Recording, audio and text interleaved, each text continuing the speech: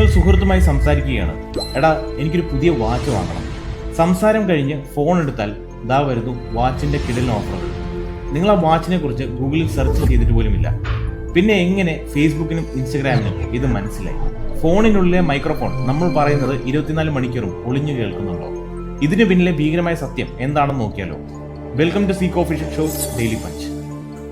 സത്യത്തിൽ ഗൂഗിളും മെറ്റയും പറയുന്നത് അവർ നമ്മൾ പറയുന്നത് കേൾക്കുന്നില്ല എന്നാണ്.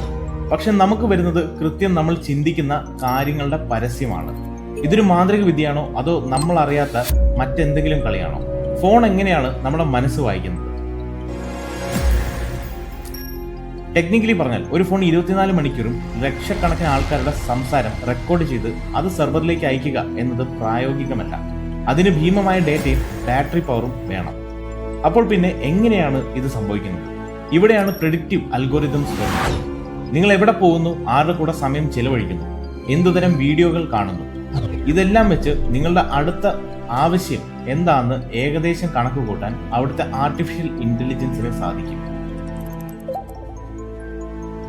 ഇതിൽ ഏറ്റവും വലിയ ട്വിസ്റ്റ് ഇതാണ്: ലൊക്കേഷൻ ആൻഡ് പ്രോക്സിമിറ്റി. നിങ്ങൾ നിങ്ങളുടെ ഫ്രണ്ടിന്റെ കൂടെ ഒരു കഫേയിൽ ഇരിക്കുകയാണ് എന്നിരിക്കട്ടെ.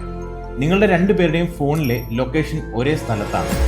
നിങ്ങളുടെ ഫ്രണ്ട് അവിടെ ഇരുന്നൊരു പുതിയ ഫോണിനെ കുറിച്ച് സെർച്ച് ചെയ്താൽ ഗൂഗിൾ വിചാരിക്കും നിങ്ങളും ആ ഫോൺ വാങ്ങാൻ താല്പര്യമുള്ള ആളായിരിക്കുമെന്ന്. ഉടനെ നിങ്ങളുടെ ഫോണിലും ആ പരസ്യം വരും.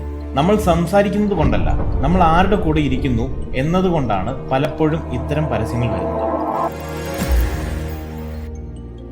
നമ്മൾ ലോഗിൻ ചെയ്യുന്ന ഓരോ വൈഫൈ നെറ്റ്വർക്കും നമ്മൾ ക്ലിക്ക് ചെയ്യുന്ന ഓരോ ലൈക്കും നമ്മുടെ ഇഷ്ടങ്ങളും സോഷ്യൽ മീഡിയ കമ്പനികൾക്ക് പറഞ്ഞു കൊടുക്കുന്നു.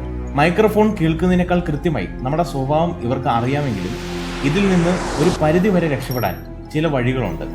നിങ്ങളുടെ ഫോണിലെ സെറ്റിംഗ്സിൽ പോയി അനാവശ്യ ആപ്പുകൾക്ക് നൽകിയിട്ടുള്ള മൈക്രോഫോൺ പെർമിഷൻ ഓഫ് ചെയ്യുക. അതുപോലെ ആഡ് പേഴ്സണലൈസേഷൻ സെറ്റിംഗ്സും മാറ്റുന്നതും നല്ലതാണ്.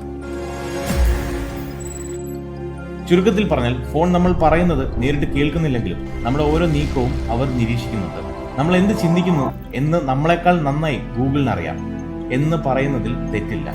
നിങ്ങൾക്കും ഇതുപോലെ വല്ലാത്തൊരു പരസ്യം വന്ന് പേടി തോന്നിയിട്ടുണ്ടോ? ആ അനുഭവം താഴെ കമന്റ് ചെയ്യൂ. അപ്പോൾ നെക്സ്റ്റ് വീഡിയോയിൽ കാണാം മറ്റൊരു ഡെയിലി പഞ്ചുമായി.